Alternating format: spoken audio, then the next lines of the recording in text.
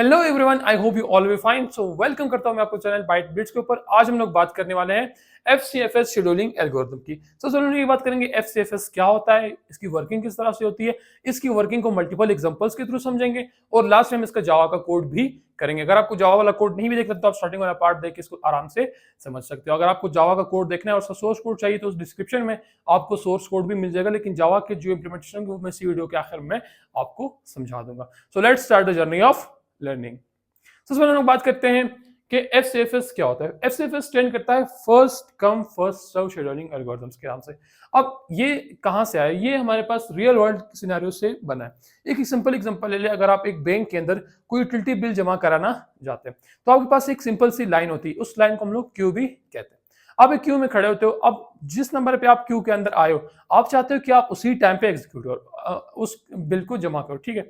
अब एग्जांपल, जो बंदा सबसे पहले आया है वो ये चाहता है कि वो सबसे पहले अपना बिल जमा करे और चला जाए, और जो सबसे आखिर में है उसको सबसे आखिर में बिल जमा करके वहां से जाना चाहिए। तो हमारे पास सिंपल लाइफ का जो है रूल है, एक सिनारियो।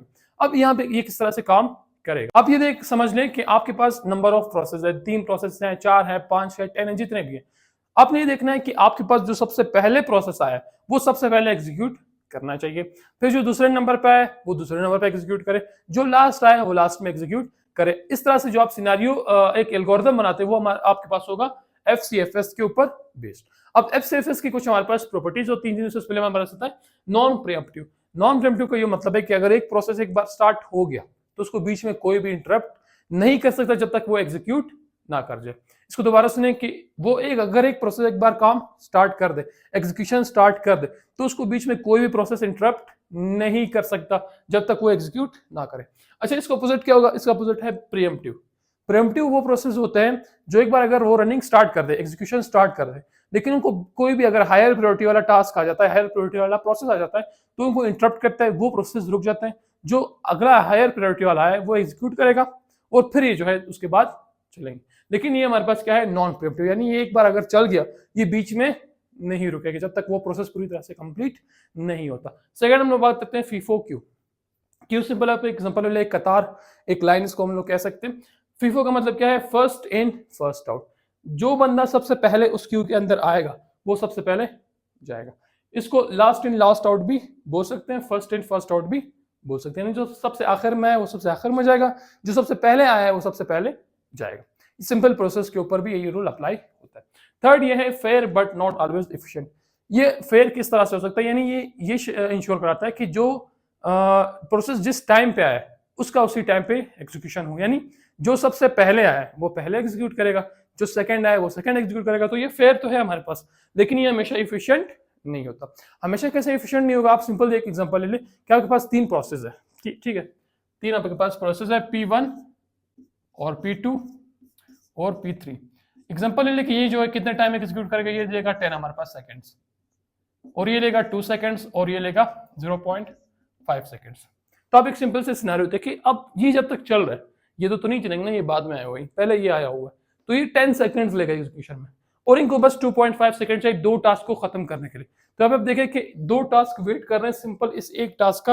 हो सकता है कि टास्क इतना ज्यादा इंपॉर्टेंट भी ना हो, लेकिन ये तब तक वेट करेंगे जब तक ये वाला जो है एग्जीक्यूट नहीं करता। तो यहाँ पे हमारे पास क्या है? ऑलवेज एफिशिएंट नहीं होता।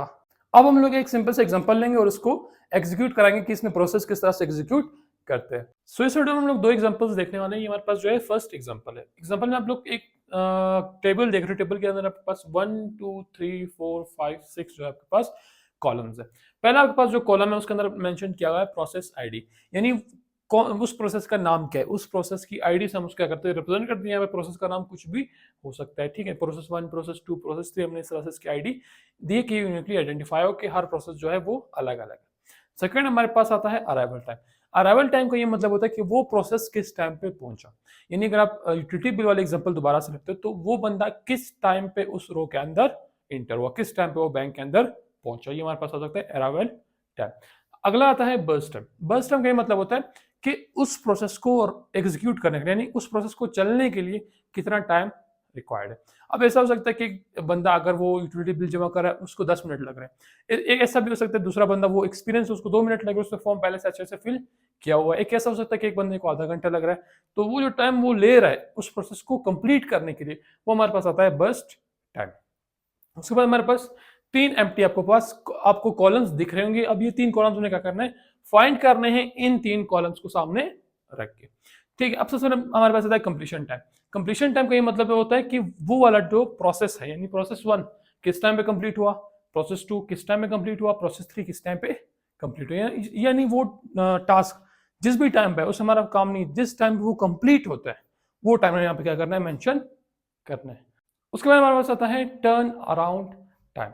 टर्न अराउंड टाइम का ये मतलब होता है कि प्रोसेस किस टाइम पे आया और किस टाइम पे खत्म हुआ, किस टाइम पे आया किस टाइम पे खत्म हो। एग्जांपल ले लें कि ये जो है 0 अराइवल टाइम पे, टाइम मिनट क्या है 0 है। अब ये 0 हावर्स भी हो सकता है, मिनट भी हो सकता है, सेकंड भी हो सकता है, कुछ भी हो सकता है, लेकिन उसका अराइवल टाइम क्या है 0 है। बर्स्ट टाइम कितना है 5 है, तो कंप्लीशन टाइम कितना होगा 5। अब हमारे पास कि वो प्रोसेस किस टाइम पे आया और किस टाइम पे खत्म हुआ, इन दोनों का जो डिफरेंस आएगा वो हमारे पास कंप्लीशन टाइम आएगा। और कंप्लीशन टाइम अराइवल टाइम से लेकर कंप्लीशन टाइम तक का जो टाइम होगा वो हमारे पास आएगा टर्न अराउंड टाइम। यानी अगर एक बंदा 4 बजे बैंक के अंदर आता है, फिर वो जाके क्यू के अंदर खड़ा होता है, वो वेट करता है अपने बारी का, फिर जब उसकी बारी आती है वो जो है अपना सारा काम करता है, यानी उसका बर्स्ट टाइम जो भी होगा वो सारा काम करता है। अपना काम फिनिश करने के बाद जिस टाइम पे उसने काम फिनिश किया और जिस टाइम पे वो बैंक के अंदर आया, उन दोनों टाइम का जो डिफरेंस होगा वो हमारे पास क्या होगा, टर्न अराउंड टाइम होगा। लास्ट में लोग बात करता है वेटिंग टाइम। वेटिंग टाइम का ये मतलब होता है कि एक प्रोसेस ने कितना टाइम तक क्यू के अंदर वेट किया, एक बंदे ने कितना टाइम तक उस रो के अंदर उस क्यू के अंदर वेट किया कि उसकी बारी आए और वो अपना काम स्टार्ट कर दे। हमारे पास आता है वेटिंग टाइम। अब सिंपली हम क्या करेंगे, इनको वन बाय वन देखेंगे किस तरह से हमने ये फाइंड करने। इनमें कंप्लीशन टाइम को छोड़ के टर्न अराउंड टाइम और वेटिंग टाइम का अपना फार्मूला आता है। सबसे लोग बात करेंगे कंप्लीशन टाइम। कंप्लीशन टाइम को फाइंड करने के लिए आपको एक चार्ट बनाना पड़ेगा जिसको हम लोग कहते हैं Gantt chart. Gantt chart simple example ले लो। अब हमारे पास ये क्या है, एफसीएफएस हम लोग अप्लाई करेंगे। जो प्रोसेस पहले आया है वो पहले एग्जीक्यूट होगा। आपने पहले आना 1 2 3 आईडी से नहीं देखना, आपने अराइवल टाइम देखना है। सबसे पहले कौन सा आया हुआ है ये, फिर 1 वाला, फिर 2 वाला। सबसे पहले कौन सा एग्जीक्यूट होगा, P1, फिर P2 और फिर P3 एग्जीक्यूट होगा। सबसे पहले हम बात करते हैं P1 की।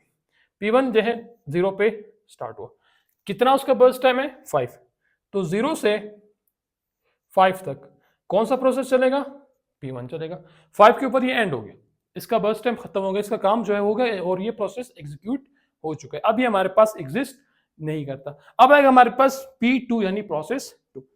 इसका जो हमारे पास अराइवल टाइम है 1, ठीक है, लेकिन इसका बर्स्ट टाइम कितना है 3। अब हम लोग आ चुके हैं टाइम यूनिट 5 के ऊपर। अब टाइम यूनिट 5 के ऊपर हमारे पास ये दोनों टास्क जो है अवेलेबल है, ये भी आ चुका है, ये भी आ चुका है। इन दोनों में से कौन सा एग्जीक्यूट होगा, जो पहले आया है। पहले कौन सा है, पहले P2 आया क्योंकि उसका अराइवल टाइम जो है 1। इसका बर्स्ट टाइम कितना है 3, तो 5 + 3 कितना होता है 8 तक ये हमारे पास रन करेगा। कौन सा प्रोसेस रन करेगा, P2 रन करेगा। थर्ड हमारे पास आता है P3। P3 आपने देखा होगा इसका अराइवल टाइम है 2, यानी इस टाइम पे हमारे पास ये मौजूद है। अब हम क्या करेंगे, इसको एग्जीक्यूट करेंगे। तो 8 से कहां तक चलेगा ये 8 + 8 कितना होता है 16। तो हमारे पास सिंपल क्या होगा, गैंट चार्ट हो गया। इसको आप डिफरेंट इसके वेज आते हैं इसको शो कराने की, आप जिस तरह से चाहे इसको कर सकते हैं। स्पेलिंग इसकी ऐसे है, ठीक है। ये मैं बताता है कि हमारा कंप्लीशन टाइम क्या है। अब एग्जांपल देख लो, P1 कहां पे खत्म हुआ 5 के ऊपर, ठीक है, और P2 कहां पे खत्म हुआ 8 के ऊपर। P3 किस टाइम मिनट पे खत्म हुआ 16 के ऊपर। अब हमने क्या कर लिया, यहां से कंप्लीशन टाइम निकाल लिया। अब टर्न अराउंड टाइम और वेटिंग टाइम निकालना बहुत ही ज्यादा आसान है। किस तरह से निकाल सकते हैं, टर्न अराउंड टाइम का फार्मूला होता है completion time minus arrival time, यानी वो टास्क किस टाइम पे आया और किस टाइम पे खत्म हुआ। इसका जो इसके अंदर जो भी डिफरेंस आएगा completion time minus arrival time का, वो हमने यहाँ पे क्या कर देना है, लिख देना है। कंप्लीशन टाइम कितना है 5, अराइवल टाइम कितना है 0, तो 5 - 0 हमारे पास क्या होता है 5 ही आता है। सेकंड वाले का फाइंड करते हैं, कंप्लीशन टाइम क्या है 8, अराइवल टाइम क्या है 1, सो 8 - 1 = 7। यानी इस टास्क ने अराइवल जिस टाइम पे वो अराइव हुआ उससे लेकर कंप्लीशन टाइम तक कितना टाइम जो है लिया है, हमारे पास आता है टर्न अराउंड टाइम। थर्ड वाले का फाइंड करते हैं, 16 कंप्लीशन टाइम है, अराइवल टाइम 2 है, सो 16 - 2 = 14।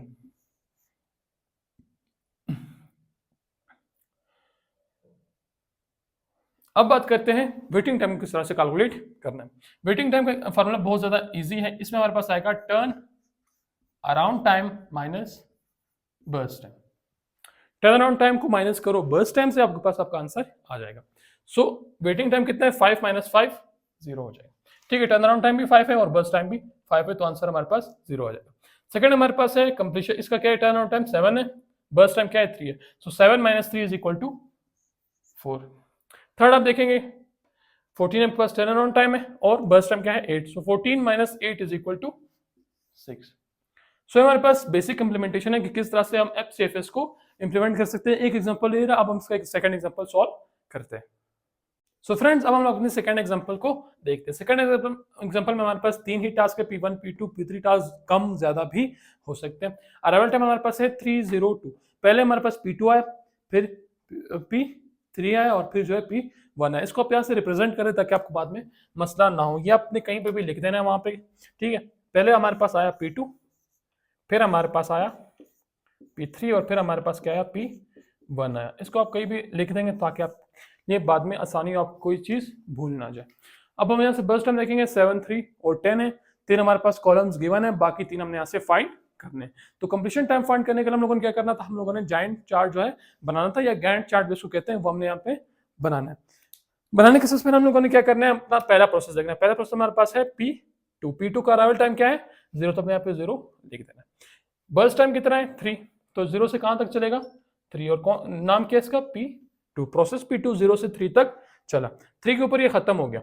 अब हमारे पास सेकंड प्रोसेस कौन सा है, P3 है। P3 का जो है अराइवल टाइम 2 है और इसका 3 है, यानी ये पहले आया हुआ है, इसको पहले एग्जीक्यूट कराएंगे। इसका जो बर्स्ट टाइम कितना है 10, तो 3 से कहां तक चलेगा ये 13 तक, और इसका नाम क्या है P3। P2 और P3 खत्म हो गया, रह गया हमारे पास कौन सा P1। P1 का अराइवल टाइम है 3 और बर्स्ट टाइम कितना है 7, तो हम लोग क्या करेंगे 13 से 7 और ऐड करेंगे, हमारे पास आ जाएगा 20। हम 20 तक चलाएंगे P1 को, तो हमारे पास ये वाला जो टास्क है यहाँ भी खत्म हो गया।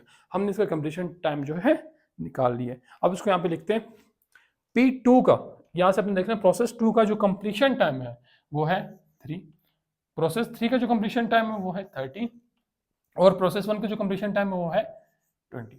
अब सिंपल से क्या फाइंड करना है, टर्न अराउंड टाइम और वेटिंग टाइम, जो कि बहुत ही ज्यादा इजी है अगर आपने कंप्लीशन टाइम फाइंड कर लिया। किस तरह से फाइंड करना है, कंप्लीशन टाइम से अराइवल टाइम को माइनस करना है। कंप्लीशन टाइम 20 है, अराइवल टाइम 3 है, तो हमारे पास 17 आ जाएगा। कंप्लीशन टाइम 3 है और अराइवल टाइम 0 है, तो हमारे पास आंसर होगा 3। कंप्लीशन टाइम है 13 और अराइवल टाइम है 2, तो 13 माइनस 2 हमारे पास हो जाएगा 11। अब फाइंड करना है turn around, sorry waiting time. Waiting time का फार्मूला क्या था, turn around time minus burst time. Turn around time हमारे पास है 17, बर्स्ट टाइम है 7, तो हमारे पास आंसर आएगा 10।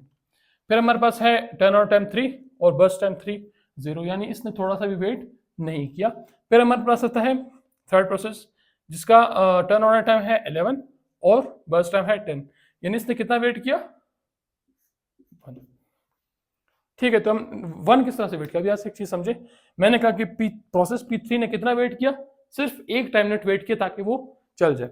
अब यहाँ पे एक एग्जांपल देखें, P3 कब आया 2 के ऊपर और इसने एग्जीक्यूशन कब स्टार्ट की 3 के ऊपर, तो आया 2 पे और एग्जीक्यूशन इसने स्टार्ट की 3 के ऊपर, तो इसने कितना वेट किया, सिर्फ एक टाइम मिनट जो इसने वेट किया था। अब ये हमारे पास क्या है, सिंपल से इसका हमने सॉल्व कर लिया। अब चलते हैं इसकी जावा की इम्प्लीमेंटेशन के ऊपर। सो फ्रेंड्स, मैंने यहाँ पे एक सिंपल सा first come first serve scheduling algorithm का कोड लिखा है। आप यहाँ से इसको समझ के किसी भी प्रोग्रामिंग लैंग्वेज में इसको इम्प्लीमेंट कर सकते हैं। ये जो है बेसिकली जावा के अंदर है। इसमें सबसे पहले मैंने क्या किया है, import Java dot यूटिल dot scanner. ये हमारे पास स्कैनर क्लास को इंपोर्ट कर रहा है जिसके थ्रू हम यूजर से इनपुट ले सकते हैं। अब यूजर से इनपुट किस तरह से लेना है, हम स्कैनर क्लास का एक ऑब्जेक्ट बनाएंगे SC और इसके थ्रू हम क्या करेंगे, यूजर से इनपुट लेंगे। हम लोगों ने सबसे पहले बेसिकली यूजर से पूछना है कि आप कितने नंबर ऑफ प्रोसेस जो है इंटर करोगे, यानी आपके पास प्रोसेस कितने होंगे, प्रोसेस 1 होगा, 2 होंगे, 3 होंगे, 5 होंगे, 10 होंगे, जितने प्रोसेस है वो यहाँ पे क्या कर देगा, यूजर इंटर कर देगा और वो वाला नंबर जो हम इस n नाम के वेरिएबल के अंदर स्टोर कर देंगे। ठीक है, अब हम इसे नीचे आते हैं। हमने यहाँ पे क्या किया हुआ है, 5 अपने जो हमारे पास 5 कॉलम्स थे प्रोसेस आईडी के अलावा, उन सब का एक एरे बनाया सॉर्टिंग के लिए। ठीक है, यानी जो भी यहाँ नंबर ऑफ प्रोसेस आएगा उसकी जो अराइवल टाइम होगा, बर्स्ट टाइम होगा, जो भी चीजें होंगी यहाँ पे इन एरेस के अंदर स्टोर होंगी। तो एरे तो मैंने बना लिया। अब इसमें कितने नंबर ऑफ प्रोसेस आएंगे, यहाँ पे जो n मैंने स्टार्टिंग में यूजर से पूछा था जिसके अंदर मैंने नंबर ऑफ प्रोसेस सेव किए थे, उसको मैं यहाँ पे एज इनपुट दे दूंगा इन सब एरेस के अंदर। यहाँ पे जो सबके अंदर आपको n नजर आ रहा है, ये वाला n जो है मैं यहाँ पे इनपुट दे दूंगा। थर्ड मैं आऊंगा यूजर से पूछूंगा कि आप अपना क्या करो, अराइवल टाइम बता दो और बर्स्ट टाइम बता दो, क्योंकि वो तो मुझे यूजर ही बताएगा ना कि अराइवल टाइम क्या है और बर्स्ट टाइम क्या है। तो मैं सबसे पहले यूजर से पूछूंगा कि आप अपना अराइवल टाइम बताओ और फिर अपना बर्स्ट टाइम बताओ। फिर उसको मैं क्या करूंगा, उन एरेज के अंदर स्टोर कर दूंगा जो मैंने यहाँ पे अराइवल टाइम और ये जो बर्स्ट टाइम का एरे लिया हुआ है, इनको मैं यहाँ पे इनके अंदर वैल्यूज जो है स्टोर कर दूंगा। इसके बाद हमारे पास जो नेक्स्ट स्टेप होगा उसमें क्या करेंगे, सॉर्टिंग करेंगे। मैंने यहाँ पे बबल सॉर्ट का जो है यूज किया हुआ है, आप कोई भी सॉर्टिंग एल्गोरिदम यूज कर सकते हो जो आपको सुटेबल लगता है। बबल सॉर्ट क्या करेगा, इनको जो है सॉर्ट कर देगा। अब ये देखो, ऐसा हो सकता है कि यूजर जो है पहला वाला जो दे रहा है प्रोसेस, उसका अराइवल टाइम कुछ और है, बर्स्ट टाइम कुछ और है। मतलब जो प्रोसेस पहले आया वो हमने पहले एग्जीक्यूट नहीं करना है, क्योंकि उसका जो अराइवल टाइम है वो 3 है और जो सेकंड प्रोसेस है उसका अराइवल टाइम 0 है, तो हमने 0 वाला एग्जीक्यूट करना है। तो ये क्या करेगा, बबल सॉर्ट उनको अरेंज कर देगा जिस तरह से आपने बेसिकली जो आपके पास, अगर फॉर एग्जांपल आप ले ले, अपने पास एक प्रोसेस है, प्रोसेस आपने 3 प्रोसेस ले लिए। प्रोसेस 1 जो है, यानी जो प्रोसेस आईडी 1 है, वो जो आपके पास आया है वो अराइवल टाइम उसका 3 है। प्रोसेस 2 का अराइवल टाइम 2 है और प्रोसेस 3 का जो अराइवल टाइम है वो 1 है। तो सबसे पहले कौन सा प्रोसेस आया, प्रोसेस 1 आया। लेकिन यहाँ पे जो यूजर आपको इनपुट देगा वो आपको सबसे पहले प्रोसेस 3 का देगा, फिर 2 का, फिर 1 का, 1 फिर 2 फिर 3, सॉरी, पहले प्रोसेस 1 फिर 2 फिर 3। लेकिन आप क्या करोगे, आप पहले प्रोसेस 3 को चलाओगे, तो आपने उसको किस तरह से सॉर्ट करना है, वहां पे आप यहाँ पे बबल सॉर्ट को यूज करोगे। ठीक है, अब आपका नेक्स्ट टास्क क्या है, कैलकुलेट द कंप्लीशन टाइम। आपने कंप्लीशन टाइम को क्या करना है, कैलकुलेट करना है, क्योंकि आपने सबसे पहले आपका मेन टास्क ये होगा कि आपने उसका क्या करना है, कंप्लीशन टाइम लेना है। जब तक आपके पास कंप्लीशन टाइम नहीं है, आप बाकी कुछ भी फाइंड नहीं कर सकते। अब सबसे पहले आपको क्या करना है, करंट टाइम का वेरिएबल लेना है। करंट टाइम को क्या कर देना है, 0 को इक्वल कर देना है। स्टार्टिंग में आपका जो टाइम होगा वो 0 ही होगा। अब यहाँ पे फॉर लूप लगा के आपने चेक करना है कि जो आपके पास करंट टाइम है वो अराइवल टाइम से कम है या नहीं है। अगर वो कम है तो क्या कर देना है, करंट टाइम को अराइवल टाइम के बराबर कर देना है। और सर सब बाकी इंप्लीमेंटेशन में आप से देख सकते हो। अब आपको नेक्स्ट टास्क है टर्न अराउंड टाइम को कंप्लीट फाइंड करना। उसका फार्मूला क्या था, अराइवल टाइम में से कंप्लीशन टाइम को निकालना। तो आप यहाँ पे वो भी कर सकते हैं। सेकंड लास्ट में आपके पास आता है कैलकुलेट द वेटिंग टाइम। तो यहाँ से आप वेटिंग टाइम को भी कैलकुलेट कर सकते हो, टर्न अराउंड टाइम से बर्स्ट टाइम को माइनस करके उसको उसी एरिया के अंदर स्टोर करके। अब आप क्या करना है, यूजर को शो कराना है। किस तरह से शो करना है, मैंने सिंपल से एक टेबल टाइप का सिनेरियो बनाया हुआ है। आप डिफरेंट टाइप के अप्रोचेस यूज कर सकते हो इनको रिप्रेजेंट करने के लिए। तो इसको यहाँ से हम लोग बेसिकली रन कर लेते हैं। यहाँ से मुझसे फर्स्ट टाइम पे जेडीके की मांग रहा है परमिशन। अब मैं यहाँ पे for example number of process, यानी मैं यहाँ पे इंटर करता हूँ, मेरे पास कितने प्रोसेस है, 5। ठीक है, अब मुझसे पूछ रहा है प्रोसेस 1 का अराइवल टाइम क्या है, तो मैं दूंगा 3 और उसका बर्स्ट टाइम कितना है, 5। अब मैं प्रोसेस 2 का बर्स्ट टाइम यहाँ पे इंटर कर रहा हूँ, कितना, 1। अब यहाँ पे एग्जांपल देखें, जो प्रोसेस 1 है मैं कह रहा हूँ वो 3 पे है, लेकिन प्रोसेस 2 जो मैं वो 1 पे दे रहा हूँ। तो इसको सेट करने के लिए हम लोगों ने बबल सॉर्ट वहां पे इंप्लीमेंट किया। तो इसका मैं बर्स्ट टाइम देता हूँ 2। अराइवल टाइम फॉर प्रोसेस 3 हमारे पास होगा 5, उसका बर्स्ट टाइम होगा 1, फिर 4 का होगा 4 और बर्स्ट टाइम भी 4। 5 का जो प्रोसेस होगा अराइवल टाइम होगा वो होगा 0 और उसका जो बर्स्ट टाइम हमारे पास होगा वो होगा 5। तो ये क्या करता है कि मुझे यहाँ पे टेबल बना के दे देगा। सबसे पहले देखिए process ID 1, process ID 2, 3, 4, 5, arrival time. ये देखो इसने सॉर्ट कर दिया। मैंने पहले इंटर कौन सा किया था, 3 वाला, लेकिन इससे पहले कौन से लिया, 0 वाला। तो इस इसको अराइवल टाइम के बेस पे सॉर्ट करते हैं। अराइवल टाइम 0, 1, 3, 4, 5 सब कुछ यहाँ पे आ गया। फिर बर्स्ट टाइम भी, अगर मैंने जो देखो 0 वाला था जो मैंने सबसे लास्ट में दिया था उसका था 5, उससे पहले वाले का 1 का 2, ये सब बर्स्ट टाइम वगैरह को अरेंज कर देगा। फिर यहाँ पे क्या करेगा, कंप्लीशन टाइम फाइंड करेगा, फिर टर्न अराउंड टाइम फाइंड करेगा, फिर वेटिंग टाइम आपको फाइंड करके दे देगा। अब ये आपके पास सिंपल सी इंप्लीमेंटेशन होगी इस एल्गोरिथम की। अगर मैं आपको एक A to Z समझाता तो उसमें काफी ज्यादा टाइम लग जाना था। इससे मैंने पहले ही कोड लिख के आपको सिंपल सा एक ओवरव्यू दे दिया कि किस तरह से ये काम करेगा और आप कौन सी अप्रोच यूज कर सकते हो। ये सोर्स कोड आपको डिस्क्रिप्शन में मिल जाएगा, आप खुद भी इसको यहाँ से पिक करके यूज कर सकते हो। सो आज की वीडियो में इतना ही, मिलते हैं नेक्स्ट वीडियो में, तब तक के लिए अल्लाह हाफिज।